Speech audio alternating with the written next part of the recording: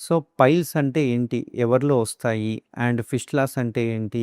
పైల్స్‌కి, ఫిస్టులాకి, ఫిషర్‌కి మనకు వేరియేషన్స్ అసలు ఎలా డిఫరెన్స్ చేయాలనేది మనం తెలుసుకుందాం. సో, పైల్స్ అంటే ఏంటి అంటే పెయిన్‌లెస్ బ్లీడింగ్ అనేది ఉంటుంది. అంటే రక్తం పడుతుంది కానీ పెద్దగా నొప్పి ఉండదు. అప్పుడు మనం పైల్స్‌గా భావించొచ్చు. అదే ఒకవేళ రక్తం పడేటప్పుడు సివియర్ పెయిన్ ఉందనుకోండి, దాన్ని ఫిషర్ కింద మనం అనుకోవచ్చు. ఫిస్టులాలంటే ఏంటి అంటే ఈ యానల్ కెనాల్ చుట్టూ ఉండే ఏరియాలో ఎక్కడైనా గన చీముగడ్డలొచ్చి పగిలిపోయి అక్కడి నుంచి చీము కంటిన్యూయస్‌గా కారుతూ ఉంటే గనక దాన్ని మనం ఫిస్టులా అని అంటాం.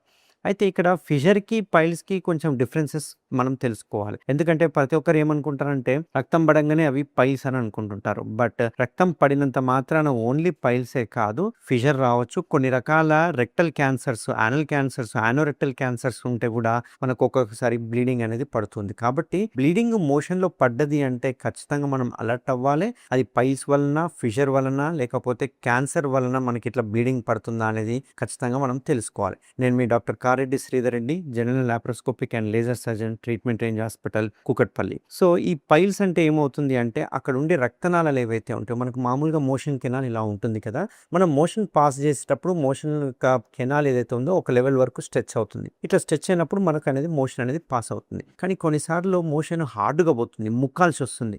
అట్లా ముక్కినప్పుడు ఏమైతది అంటే ఈ మోషన్ వచ్చేటప్పుడు యానల్ కెనాల్ అంతా చిట్లిపోయినట్టుగా అయితుంది. అట్లా చిట్లిపోవడాన్ని మనం ఫిషర్ అంటాం. అంటే అక్కడ చిన్న కట్స్ అవుతా ఉంటాయి. కోతలుంటాయి. ఆ కట్స్ నుంచి విపరీతమైన మంట, నొప్పి ఒక్కొక్కసారి బ్లీడింగ్ పడుతూ ఉంటుంది. ఇట్లాంటి బ్లీడింగ్ ఒక్కొక్కసారి మోషన్ రాకముందు పడొచ్చు. లేదంటే మోషన్‌తో పాటు సన్న తీగలాగా పడొచ్చు. కొన్నిసార్లు మోషన్ అయిపోయిన తర్వాత విపరీతమైన మంట, నొప్పితో చుక్కలు చుక్కలుగా చిమ్మినట్టుగా పడుతూ ఉంటుంది. దీన్ని మనం ఫిషర్ అంటుంటాం. ఇట్లే గనక మనం కంటిన్యూషన్‌గా చేస్తా ఉంటే ఈ ఫిషర్ కాస్త హీల్ అయ్యేటప్పుడు మోషన్ కెనాల్ టైట్‌గా అయిపోతుంది. దానివల్ల ఒకటే ఫింగర్ పడుతుంది. అట్లాంటి టైంలో మనం మోషన్‌కి గట్టిగా మొక్కాల్సొచ్చినప్పుడు చుట్టుపక్కల ఉండే రక్తనాళాలు సాగిపోయి అవి పైల్స్‌గా కన్వర్ట్ అయ్యే అవకాశాలుంటాయి. ఇట్లా ఇవి పైల్స్‌గా కన్వర్ట్ అయ్యాక అవి ఏమైతాయంటే మొత్తం సాగిపోయి ముద్దలు ముద్దలుగా రావడం వల్ల మోషన్‌కి అడ్డం పడడము, ఈ మోషన్ ప్రెషర్ వలన ఒక్కొక్కసారి బ్లీడ్ అవ్వడం జరుగుతూ ఉంటుంది. ఇవి కొంచెం యానల్ కెనాల్‌కి లోపల వైపుగా ఉంటాయి కాబట్టి ఇవి అంతగా పెయిన్ ఉండదు. కానీ ముద్దలు ముద్దలుగా అనిపిస్తది. కొన్నిసార్లు ఇట్లా ముద్దలుంటే గనక మోషన్ పోయేటప్పుడు మనం ఏలు సైడ్‌కి పెట్టి దాన్ని సైడ్‌కి దొబ్బితే గాని మోషన్ రాదు. అంటే ఒక్కోసారి అడ్డం పడే అవకాశాలుంటాయి. ఇట్లాంటి వాటిని మనం పైల్స్ అంటాం. కాబట్టి పైల్స్‌కి, ఫిషర్‌కి సెపరేట్ సింప్టమ్స్ ఉంటాయి. పైల్స్ చికిత్స వేరే రకంగా ఉంటుంది. ఫిషర్‌కి చికిత్స సెపరేట్‌గా ఉంటుంది. కొన్నిసార్లు లూజ్ మోషన్స్ అవ్వడము, కొన్నిసార్లు కాన్‌స్టిపేషన్ అవ్వడము, కొన్నిసార్లు రక్తము జిగురుతో కలిసినట్టు ఉండడం, కొన్నిసార్లు రక్తము ఫ్రెష్‌గా పడడము, కొన్నిసార్లు రక్తం గడ్డలు గడ్డలుగా పడడము, అంతేకాకుండా కొన్నిసార్లు మోషన్ నల్లగా పడడం ఇవన్నీ క్యాన్సర్ యొక్క సింప్టమ్స్ అన్నట్టు.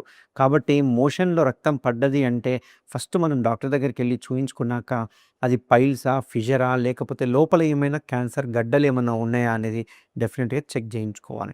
ఒకప్పట్లాగా కాకుండా ఇప్పుడు ఎటువంటి కోత లేకుండా మన సెంటర్‌లో పైల్స్ కావచ్చు, లేకుంటే ఫిషర్‌కి గానీ కంప్లీట్ లేజర్ చికిత్స అవైలబుల్‌గా ఉంది. దీనివల్ల జీరో పెయిన్. అసలు పెయిన్ గూడా ఉండదు. అండ్ వీలైతే same day or next day discharge అవ్వడం జరుగుతుంది. బికాస్ ఆఫ్ అనస్థీషియా ఎఫెక్ట్ పోవడానికి కాబట్టి అండ్ కంప్లీట్ పెయిన్‌లెస్ కాబట్టి పేషెంట్ ఎటువంటి బెడ్ రెస్ట్ గానీ, పథ్యం గానీ ఉండాల్సిన అవసరం లేదు. ఇమ్మీడియేట్‌గా వాళ్ళ డ్యూటీస్‌కెళ్ళిపోవచ్చు.